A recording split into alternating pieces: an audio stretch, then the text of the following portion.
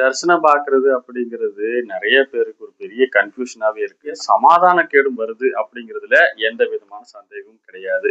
நிறைய பேருக்கு அது ஆசீர்வாதமாக அல்ல, குழப்பத்துக்கு தான் அது வழிநடத்துகிறது.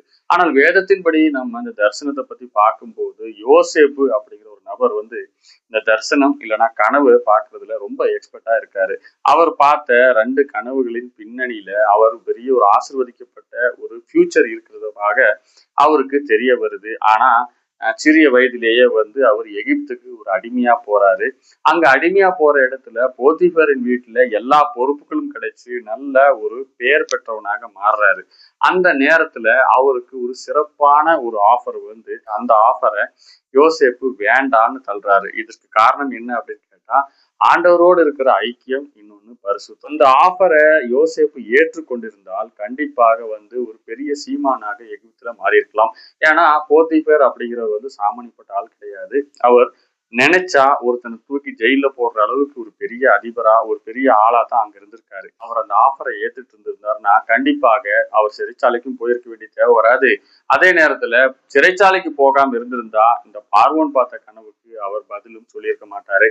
அப்படி பார்வோன் பார்த்த கனவுக்கு அவர் பதில் சொல்லாம இருந்திருந்தால் இன்று நம்ம உலகத்துல பார்க்கிற எகிப்து முதல் கொண்டு பல நாடுகளும் காணாமல் போயிருக்கும். இன்னும் தெளிவா சொன்னோம்னா யாக்கோபுடைய குடும்பமே மொத்தமா அழிஞ்சு போயிருக்கிறது கூட வாய்ப்பு இருக்கு. ஆனால் யோசேப்பு அப்படிங்கிற ஒரு பையனுடைய, ஒரு சிறுவனுடைய அந்த தரிசனத்தினுடைய தெளிவு அந்த அவ்வளவு நாடுகளையும் பாதுகாத்தது. ஆனால் அதற்காக அவர் வெளியாக கொடுத்தது பல வருஷங்கள் அவர் சிறையில அனுபவிக்க வேண்டிய சூழ்நிலை ஏற்பட்டுச்சு. ஆனா இன்னைக்கு நம்மள நிறைய பேர் பார்க்கிற தரிசனங்கள்ல இந்த தெளிவும் இல்லை. நம்ம பார்த்த தரிசனங்கள் இல்லைன்னா நம்ம பார்த்த கனவுகளோடு ப்ரெசண்டா நடக்கிற சம்பவங்களை நம்ம மேட்ச் பண்ணிக்கிட்டு இதுதான் அதுக்கு காரணம், அதுதான் இதுக்கு காரணம் அப்படின்னு நம்மளே ஒரு முடிவுக்கு வந்துடுறோம்.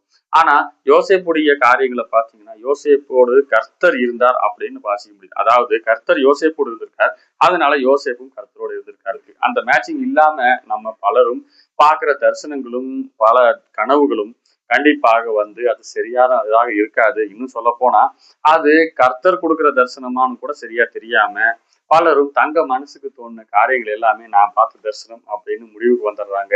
இது ஜெபத்துல தோன்கிற சில தோணல்கள் கூட நம்ம தரிசனமா எடுத்துக்கிறோம். இன்னும் சொல்ல போனா நம்ம ரொம்பவே யோசிச்ச காரியங்கள் கனவாக வரும்போது அதையும் நம்ம தரிசனமா எடுத்துக்கிறோம். அதனாலதான் பல நேரங்கள்ல நம்ம தரிசனமா பார்த்த காரியங்கள் அப்படின்னு நம்ம சொல்ற பல காரியங்களும் நமக்கு அது ஆசீர்வாதமாக அல்ல, சாபமாகவும் துக்கமாகவும் வேதனையாகவும் தான் முடியுது. இன்னும் சொல்ல போனா சில தரிசனங்கள் சொன்னதுனால குடும்பங்கள்ல சண்டைகள் கூட ஏற்படுது.